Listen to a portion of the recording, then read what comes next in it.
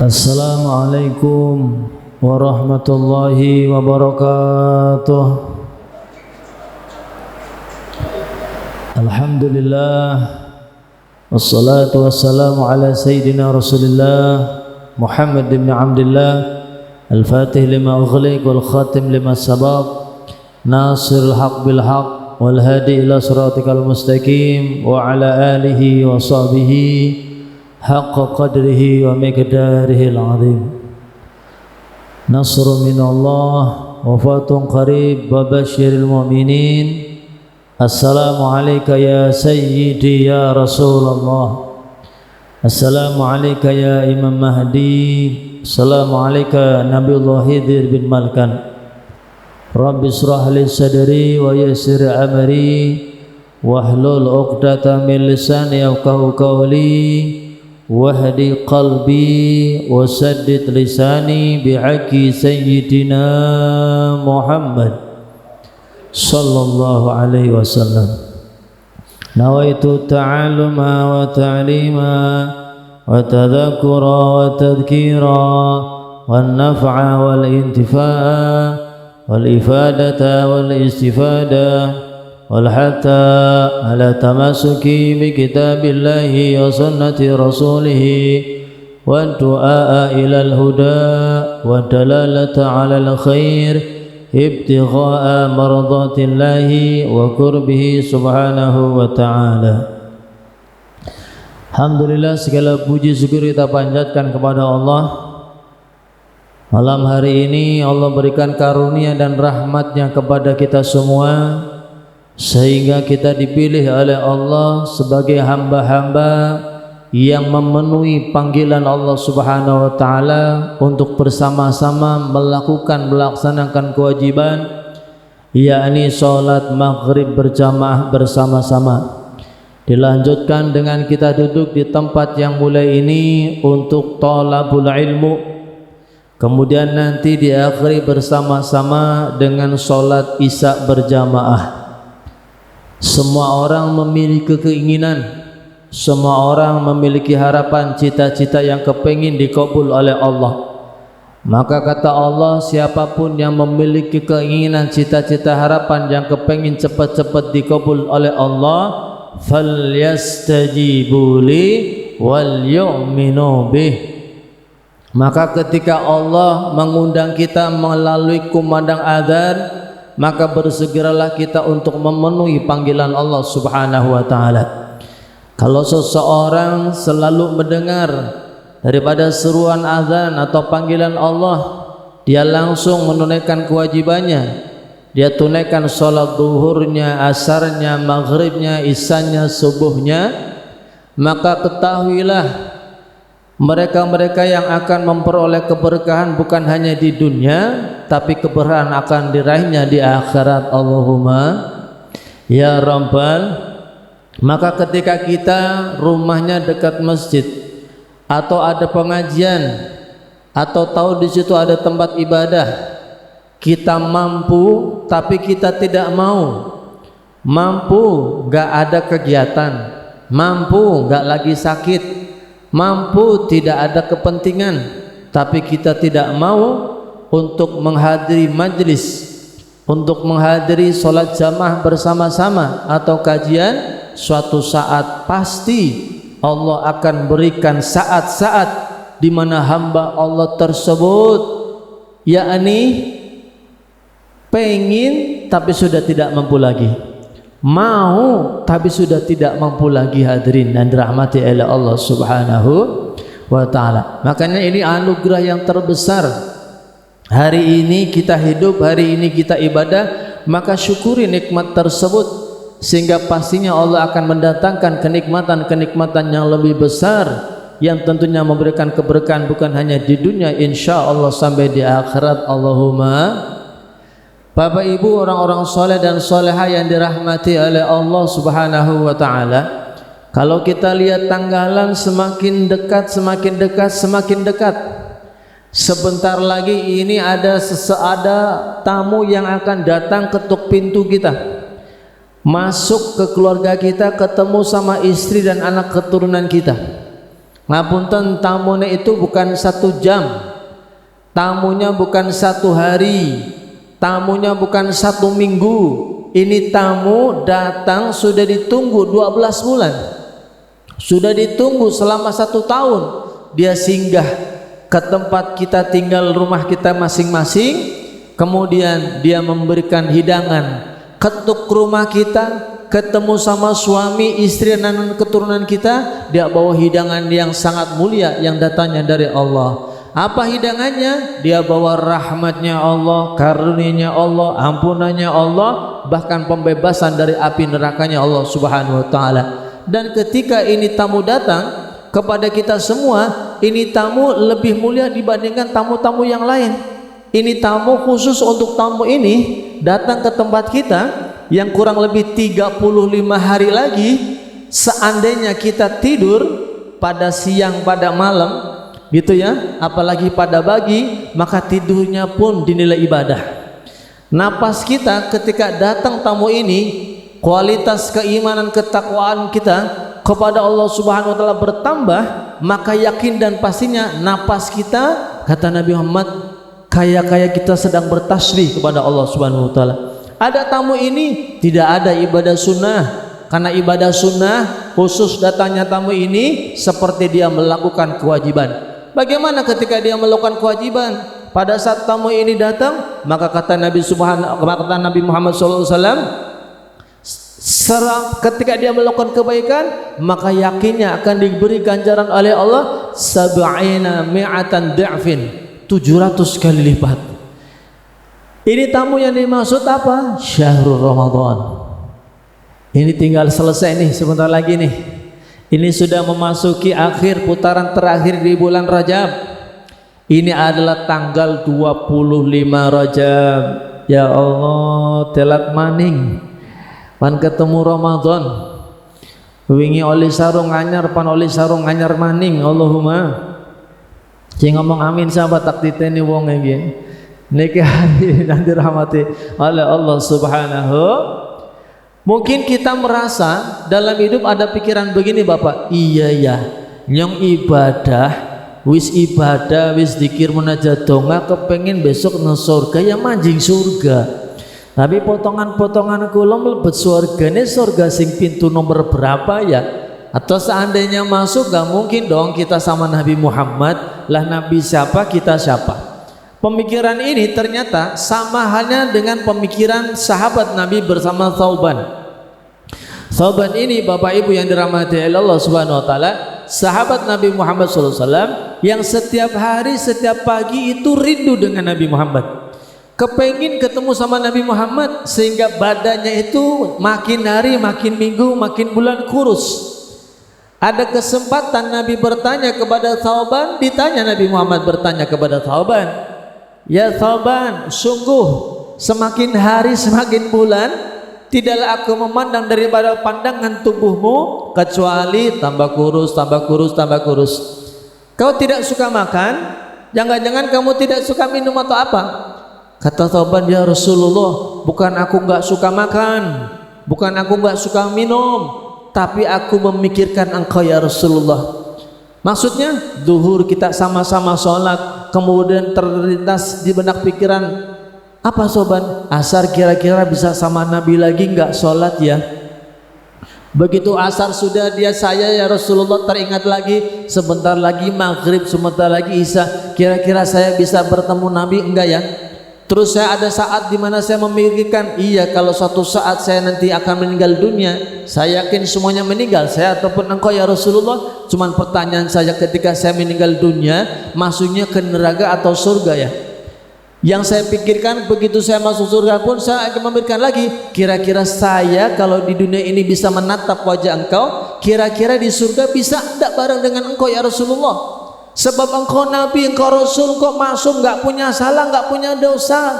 Saya Thauban dosanya banyak. Ingat Pak, Thauban ini nyentrik ketika datang ke masjid.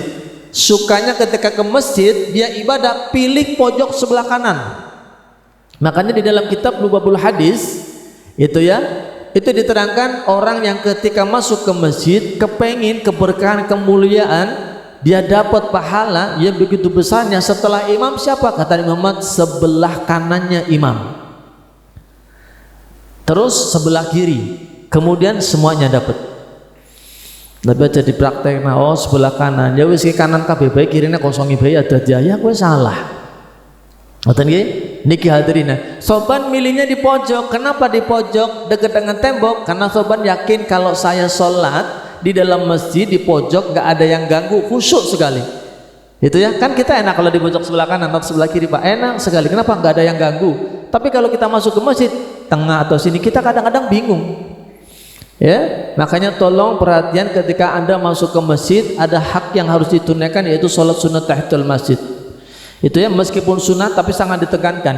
Tapi mohon ketika Anda masuk ke masjid, jangan sholat di mana ini sholat buat jalan seseorang. Wong kena lawange nang kono, sholatnya nang buri. Jadi melasa ngerwong pan mancing ke, ya tadi wong sholat. Udah gitu nggak ada satir lagi. Itu ya, nggak ada surtoh, nggak ada yang menutupi atau pembatasnya. Ini kangelan nih, meskipun ini ada yang mengatakan ya sini pembatasnya. Hakata hadirin dan dirahmati Allah. Kembali lagi ke Thawban. Akhirnya Nabi tersenyum, wahai Thawban, sungguh ketika engkau memikirkan demikian, maka perihal ini aku akan tanyakan kepada malaikat Jibril. Jibril, ada sahabat yang bertanya begini.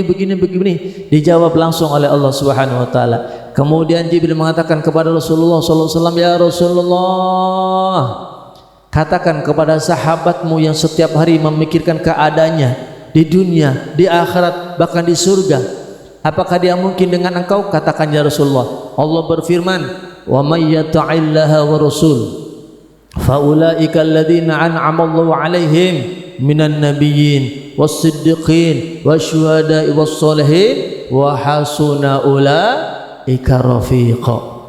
Tersenyum sahabat ini, gembira sekali dengan firman-Nya Allah Subhanahu wa taala yang disampaikan kepada malaikat Jibril kepada Nabi Muhammad, kemudian ke Thawban. Apa maknanya? Kata Allah Subhanahu wa taala, wa may yuti'illaha wa rasul, siapa yang menjalankan perintah-perintahnya Allah, menghidupkan ajaran-ajaran Nabi Muhammad, jauh daripada yang namanya maksiat, jauh daripada dosa dan kesalahannya, faulaika ma'alladzina an'amallahu 'alaihim, maka sungguh Allah akan memberikan karunia yang begitu besarnya, seperti memberikan karunia kepada siapa? Minan nabiyyin was-siddiqin wasyuhada'i was-shalihin. Maka sungguh orang-orang yang selalu menjalankan perintah Allah, menghidupkan ajaran Muhammad, Allah akan memberikan karunia kenikmatan sebagaimana Allah berikan karunia kenikmatan kepada mereka orang-orang pilihan Allah. Was-siddiqin wasyuhada'i was-shalihin, mereka para nabi, orang-orang yang jujur. Itu ya, orang-orang yang syuhada, meninggal di medan pertempuran, kemudian orang-orang soleh. Kata Allah, berarti orang-orang yang selalu menjalankan perintah Allah, menghidupkan ajaran Muhammad, bisa bareng kelak di dalam surganya bersama dengan Nabi Muhammad sallallahu alaihi wasallam. Allahumma. Teringat kita satu hadis yang mana ini menjadi rujukan. Ini orang memakai hadis ini dikira Nabi Muhammad hanya mengatakan yang itu saja. Apa hadisnya? Saya yakin Bapak Ibu di sini hafal. Apalagi kalau lagi santunan anak yatim piatu tuh. Kalau orang memberikan santunan kepada anak yatim piatu, ini hadis diriwayatkan oleh Nabi Muhammad, keluar dari lisannya Nabi Muhammad, hakadha katanya. Orang yang peduli dengan anak yatim piatu, menghormati, memuliakan dengan hartanya, makanannya dan pakaiannya, dia berikan mengharap ridhonya Allah. Kata Nabi, hakadha, kayak telunjuk dan jari tengah. Dikira hadis Nabi Muhammad ini, dan semana-mana hanya memakai ini. Padahal Nabi Muhammad SAW mengatakan dalam suatu keterangannya, ada 4 golongan, yang mana 4 golongan ini Bapak Ibu yang dirahmati oleh Allah, maka 4 golongan ini juga termasuk orang yang akan masuk ke dalam surganya Allah Subhanahu wa taala, dan bersama Nabi hakadha lagi, seperti telunjuk dan jari tengah ini, dekat sekali dengan Nabi Muhammad sallallahu alaihi. Allahumma ja'alna minhum. Mudah-mudahan kita salah satu termasuk orang-orang yang dimaksud oleh Nabi Muhammad. Siapa mereka? Mereka 4 golongan yang kelak nanti di surganya Allah bersama dengan Nabi, seperti telunjuk dan jari tengah. dikatakan waruya anin Nabi sallallahu alaihi wasallam annahu qala. Yang pertama dikatakan oleh Nabi Muhammad kepada Imam Ali di dalam kitab Wasilatul Mustafa, man kathura maluhu. Orang yang pertama yang nanti akan masuk ke dalam surganya Allah bersama dengan Nabi, jejeran seperti telunjuk dengan jari tengah mereka, man kathura maluhu, mereka yang memiliki harta sedikit atau orang miskin. Maka jadi orang miskin sekarang jangan bersedih, jangan kecewa, diangkat derajatnya panjenengan. Orang yang miskin yang sabar, tetap menjalankan perintah Allah, tetap ngaji, jauh dari maksiat, jauh dari kemungkaran, besok bersama Nabi kelak dia milik kiamah. Allahumma. Ada seorang sahabat Nabi Bapak Ibu namanya Julaibib. Julaibib itu mohon maaf bukan sekedar miskin lagi. Julaibib ini sahabat Nabi miskin, gak punya apa-apa. Udah miskin, mohon maaf bukan menjelekkan tapi sebagai motivasi buat kita. Julaibib udah miskin, yang kedua memiliki postur tubuh hitam semua, sing putih si jitok untune, jadi irung KB tapi lumayan putih untune ya. Ini Julaibib pernah ditanya sama Nabi Muhammad, ya Julaibib, kamu nggak kepengin menikah dengan seorang wanita? Katanya Julaibib, ya Rasulullah, mana ada seseorang yang mau menikah dengan saya Julaibib. Saya pertama orangnya miskin, saya tubuhnya kecil, kurus, kemudian saya hitam. Nabi Muhammad tersenyum, berkata yang kedua lagi, ya Julaibib, mau nggak kamu menikah dengan seorang wanita? Kayaknya tidak ada ya Rasulullah. Sampai ketiga kali, kemudian dijawab oleh Julaibib, ya Rasulullah, kalau memang itu engkau kehendaki, saya mau. Memang jenengan sudah ada calon, sudah. Siapa ya Rasulullah yang nantinya kelak akan menjadi pendamping hidup saya? Kata Nabi Muhammad, seorang pemimpin daripada kaum Ansor. Kaget mana niki? Masa ya gelem anaknya pimpinannya sahabat Ansor gelem nikah kali kula. Wes anggar kawan gelem, sekarang kita siap-siap menuju keluarga tersebut. Perhatikan Bapak Ibu, Kanjeng Nabi langsung dugi teng sahabat tersebut, totok-totok disambut meriah, penuh hangat dan penuh dengan keberkahan. Ini orang mengatakan, ya Rasulullah, sungguh merupakan keberkahan yang datangnya dari Allah. Hari ini aku bisa menghormati, memuliakan engkau. Ada gerangan apa ya Rasulullah? Engkau bawa sahabat-sahabat yang begitu banyak silaturahim ke tempat saya. Kata Nabi Muhammad, saya akan menikahkan anakmu. Wow, senang ini sahabat. Ya, kalau engkau kepengen dengan anak saya Rasulullah, monggo, saya senang sekali, kabar yang gembira. Kadang bukan saya ralat, saya mau menikah bukan buat saya, tapi buat siapa? Sahabat saya namanya Julaibib. Mana orangnya ya Rasulullah? Itu. Begitu dilihat, ini Julaibib, wong tuane sing awitan semangat, awitan senang dari Kanjeng Nabi, mulai gestur tubuhnya. Kue ya Rasulullah. Aduh. Ada jenengan anggar mirip mantu Bapak Ibu, kira-kira anggar ana wong niku taat ibadah, tapi wongnya ora bagus, bayarannya sebulan 275.000. Betul nggih? Pan nikah karo anaknya jenengan, tapi niki ora bagus, bayarannya 300.000, tapi apal Quran. Tali ana wong maning wong lanang pan seneng karo anaknya jenengan, niki subhanallah wong pengusaha kaya raya, tapi bukan saged maca Quran, tapi bayarannya sebulan 2,5 juta. Kira-kira jenengan milih sing ndi? Pak, milih sing ndi? Milih apal Quran lah. Otongane wis ke bae wis ya sing diutake. Nang tuku emas lumayan karo tanah. Ngoten nggih? Lihat hadirin. Begitu orang tuanya mengucapkan, "Oh, itu ya Rasulullah. Ya Rasulullah, saya boleh rembukan enggak sama istri dan anak? Kan yang mau menikah anak saya bukan saya." Oh, siap. Ternyata anaknya mendengar, kemudian minta daripada pendapat anaknya. Wahai fulan, anakku yang sangat aku sayangi, ada Nabi Muhammad membawa sahabat bernama Julaibib, akan segera menikah dengan engkau. Perhatikan jawaban orang soleh, Pak. Apa kata orang soleh? Dia mengatakan soleh, wahai ayahku yang aku sangat sayangi dan cintai, yang selalu memberikan pelajaran dalam hidup aku, sungguh apabila itu keluar dari lisan Nabi Muhammad, maka sungguh kita pantang untuk menolaknya. Ya Allah, Akhirnya nikah, hadirin. Nikah, yang menikahkan Nabi Muhammad sallallahu alaihi wasallam. Si yang menikah tapi lubar isya anak totok-totok. Assalamualaikum, waalaikumsalam. Ada apa sahabat? Ada pengumuman di masjid. Pengumuman apa? Kita hari ini, detik ini, jam ini disuruh perang melawan orang kafir. Sebentar, saya kan baru nikah, saya minta izin terlebih dahulu kepada istri saya. Oh siap. Ngomong Julaibib sama istrinya, wahai istriku, bagaimana pendapatmu? Ini ada pengumuman Nabi mau perang dengan orang kafir. Lakukan, laksanakan, insya Allah panjenengan barokah. Ya Allah. Begitu perang di medan pertempuran, Julaibib meninggal dunia. Nabi Muhammad sedih sekali, sampai meneteskan air matanya. Ini Nabi Muhammad. Kemudian irfa' ra'syaka, Nabi Muhammad melihat ke langit. Kemudian ketika melihat ke langit tersenyum. Ketika melihat makbarohnya, kuburannya Nahnya Julaibib, ditutupi matanya. Sahabat bingung, ini Nabi Muhammad kenapa? Tadi nangis meneteskan air yang begitu derasnya, seakan-akan takut sekali, kehilangan, sedih sekali. Kemudian yang kedua, irfa' ra'syaka, Nabi Muhammad lihat ke langit, sudah tersenyum tapi matanya ditutup ketika lihat makbarohnya. Ditanya, ya Rasulullah, apa gerangan yang terjadi ya Rasulullah? Nabi mengatakan, arti saya menangis, saya baru menikahkan Julaibib tadi siang.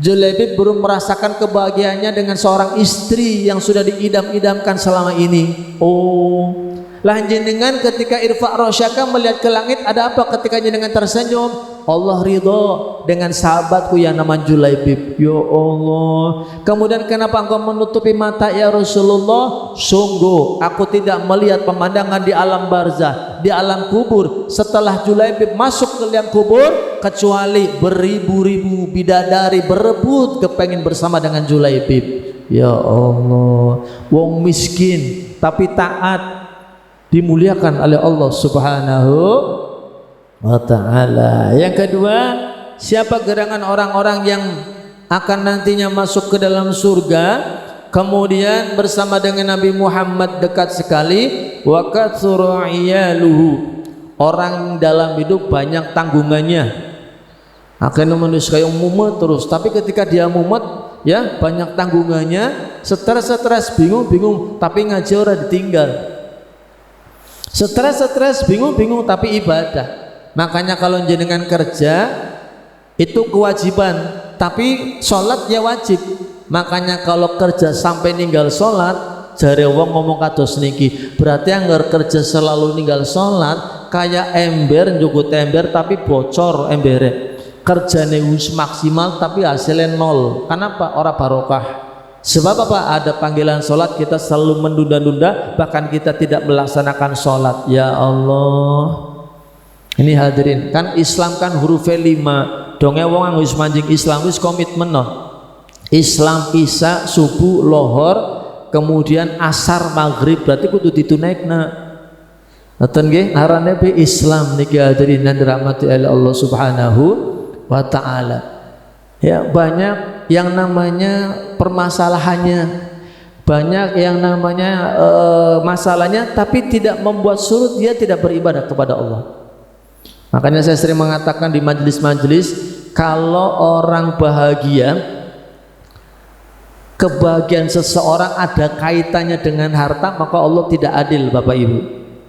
Saya ulangi lagi, kalau kebahagiaan ada kaitannya dengan harta, maka Allah tidak adil. Buktinya apa? Allah mampu memberikan kebahagiaan orang miskin tanpa harta banyak, tanpa punya uang dia bisa bahagia. Dan Allah pun mampu menjadikan orang ini kaya, stres, bingung tanpa mengambil hartanya.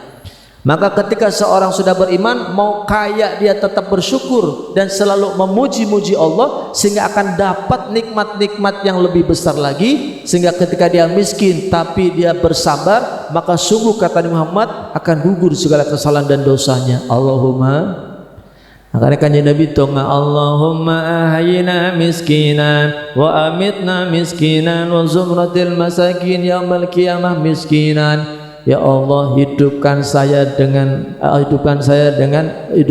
seperti orang miskin, matikan saya seperti orang miskin, besok di yaumil qiyamah kumpulkan saya dengan orang-orang miskin. Allahumma, Ya liku donga sing ora gelem dingamini, wedi bukan melarat sih ya. Niki hadirin dan rahmati Allah. Makanya apa? Orang yang kaya harus banyak-banyak bersyukur.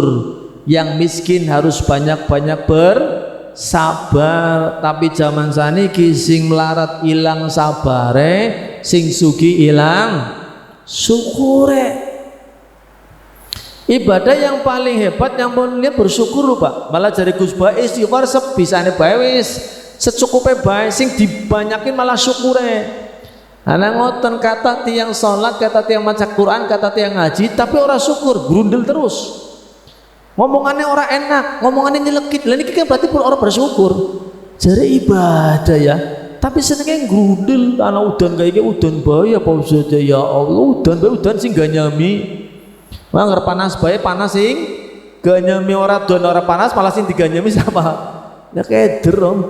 Aten nggih niki hadirin dan dirahmati Allah Subhanahu wa taala. Yang ketiga wa hasunat sholatuhu, orang-orang yang baik di dalam sholatnya. Ya Allah, mudah-mudahan kita termasuk golongan orang yang masuk surga dekat dengan Nabi. Allahumma. Wa sunat sholatuhu, yang baik sholatnya berarti ngerti tata caranya sholat.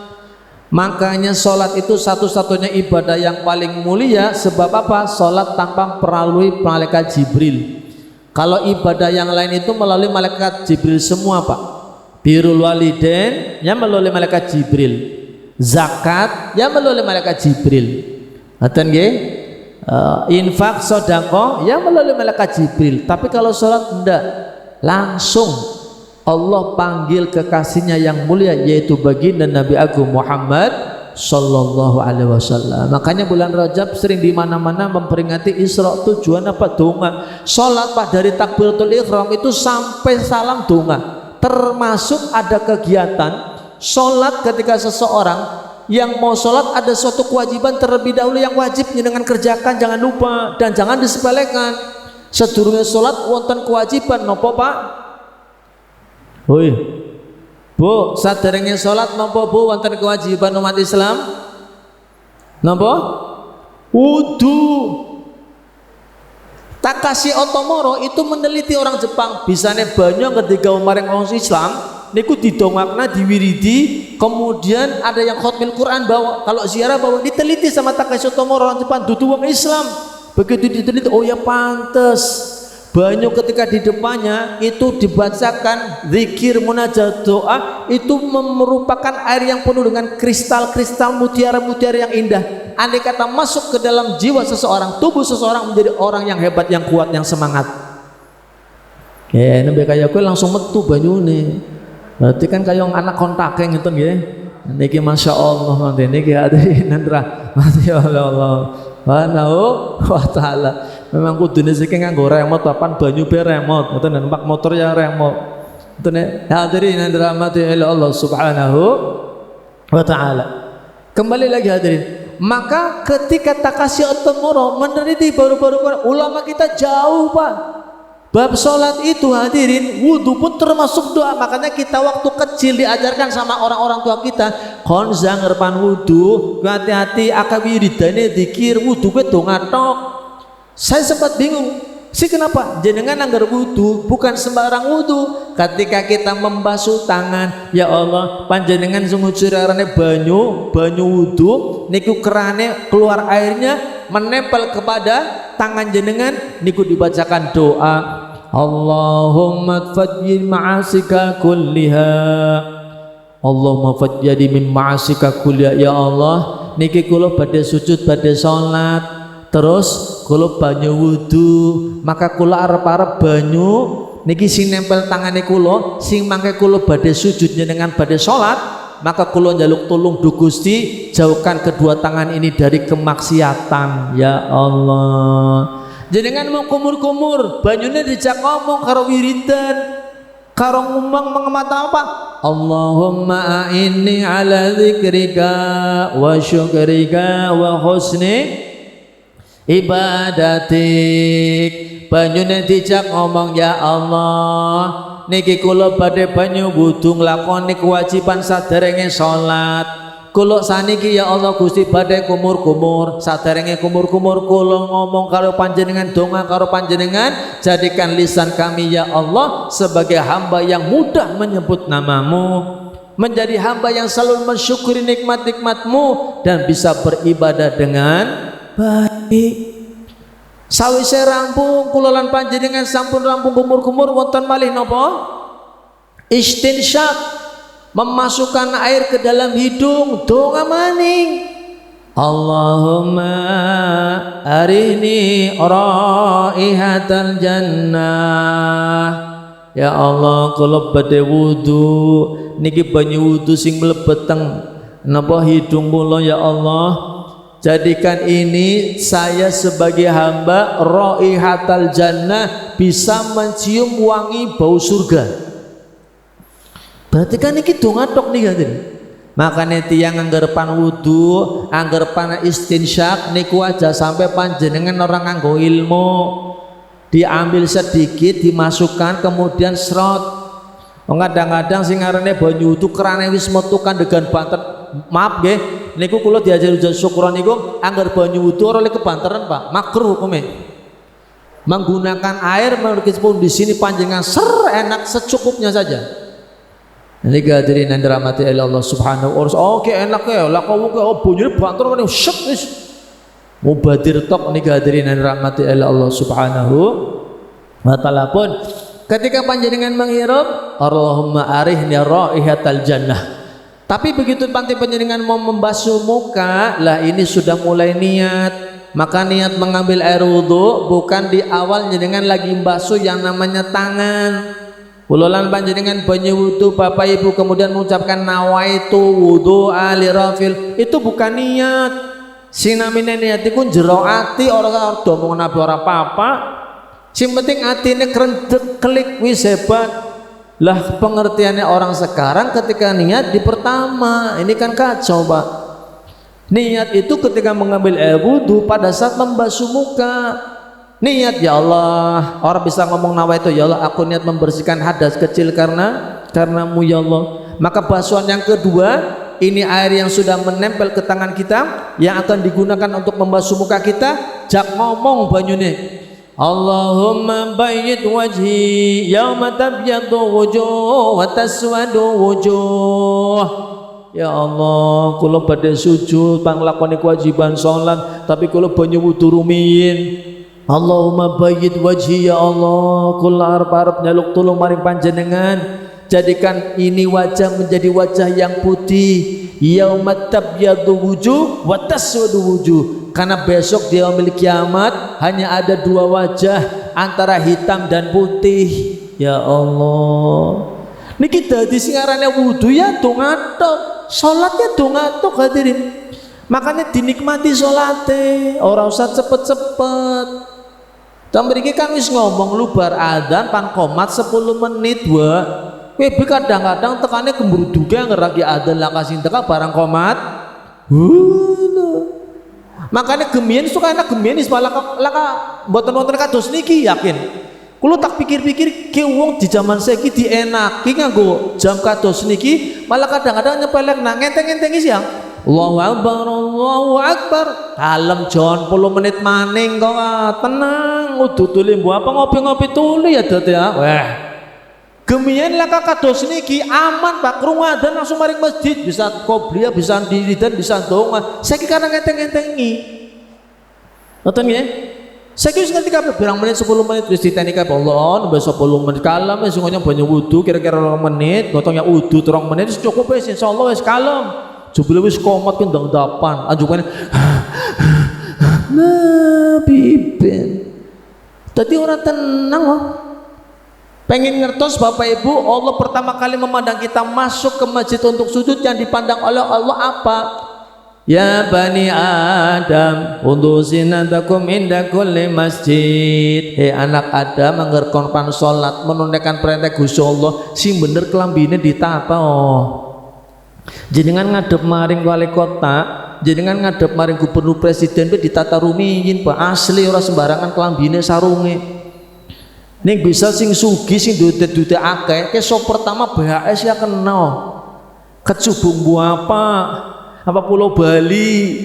Iki duite akeh, duite ana ngene gajah duduk. Aduh. Allah seneng kalau hambanya dikasih rezeki, dikasih uang, diperlihatkan kepada Allah. Kowe Gusti Allah seneng, Pak. Alah biasa bae ya, yang penting bersih. Lah, satu orang kayak kowe. Makanya kata Imam Syafi'i, bener sih apa ucapan Imam Syafi'i? Perhatikan, Imam Syafi'i mengatakan orang kepengin jauh dari susah, hargai penampilan, muliakan penampilan, asli jauh dari susah. Makanya lihat sih orang-orang sukses, orang-orang yang tahu pentingnya menjaga penampilan, penampilannya Pak, yang penting kan sholat ya si pimen ya bersih-bersih buah apa, tapi kan yang sing shop pinggirnya tamburinnya kan enak, masa sholat tulisannya gede nemen kingkong, ya Allah. Ya kingkongnya sepira gede nemen ya kayak gue. Wah, gambar kingkong maning akhirnya soalnya kayak pikirannya mana-mana. Betok tam mending lagi usung partai malah coblos nomor 7. Aduh. Berat nemen ge. Makanya nih pakainya begini nih. Kalau bisa abiyat, kalau sunahnya kalau Jumat itu beda, Pak. Beda yo disunahkan di masjid mriki wis. Wong ngaji ngaldina kan sing penting kan prakteknya nggih aja ngaji ngaldina tapi ora praktek ngoten nggih. Kula lagi malam Senin paniku pengajian teng Arum Indah. Kula nerangan kados niki 3 kewajiban yang sering Nabi Muhammad kerjakan sing ora pernah ditinggal seumur-umur. Tapi nggo umatnya niku sunnah. Napa 3 hal ini yang sering dikatakan Nabi Muhammad sama nabi-nabi yang lain? 1 salat tahajud, kangelan Pak Ustaz.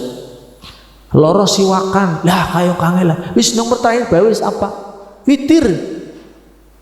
Terus primen Pak Ustaz, jangan katakan primen Ustaz, wis mangke sholat isya bareng-bareng, lupa sholat isya, sholat ba'diyah, wis sholat sunah witir serokat mawon. Niku kulo seneng Pak, asli niku ya Allah nyong seneng kabeh langsung praktek Pak.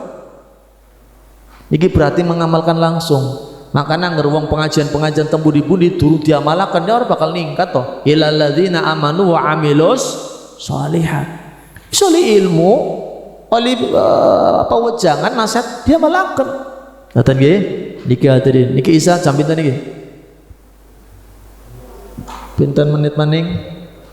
23, yang 5 menit maning. Niki hadirin yang dirahmati oleh Allah Subhanahu. Nonton ya. Kalau Jumat Pak nganggene putih disunahkan. Nonton ya, khusus Jumat peci putih, oli peci ireng ya oli tapi kelambine putih. Nonton ya, tadi disunahkan khusus Jumat mawon. Sing lintune ta moto napa-napa. Karena Jumat itu hari rayanya umat Islam juga. Ngoten nggih? Apa maning Jumat niki 1 Syawal ketibane ya kayaknya dina Jumat. Dali kok usah geger badhe 1 Syawal Jumat salat Jumat apa ora usah dantem sisan to le. Lho terus ngono kaya iki. Ki bisane kayong bingung karena orang ngaji. Ora takon maning. Jadi kalau pengajian Bapak Ibu dengan pengajian teng pundi-pundi tapi mboten pernah taken ya wis engko akhirnya bingung. Mane kula kali ki Sukron niku pengajiane sadera tapi pitakonane sing suwe nemen. Kenapa? Karena kula mboten pengen orang ngerti ora. Dat anggar kae iki pimen, anggar kae iki pimen. Anggar kae iki pimen. Umpamane ana wong umpamane contoh jadi disunahaken kan zat sing aran majeng masjid kan disunahkan kangge salat sunatan. Lah wong bukan lagi kesel, bukan lagi kayak masalah. Mau jamaah be kaya enak temen, kaya pan kaya kabutan pimen. Subhanallah ngomong iya niki wonten sing hadis Kanjeng Nabi cukup manutan subhanallah alhamdulillah wa la ilaha illallah wa barsalata marrah. Oh, khusus sing lagi kesel, khusus kayak masalah, tapi dugi teng masjid kayak abot penglakoni sunah wis cukup ketika duduk macane kados niku. Maka yang wajib lakoni niki hadirin Anda. Jadi Nabi Muhammad itu selalu memberikan kemudahan kangge umate.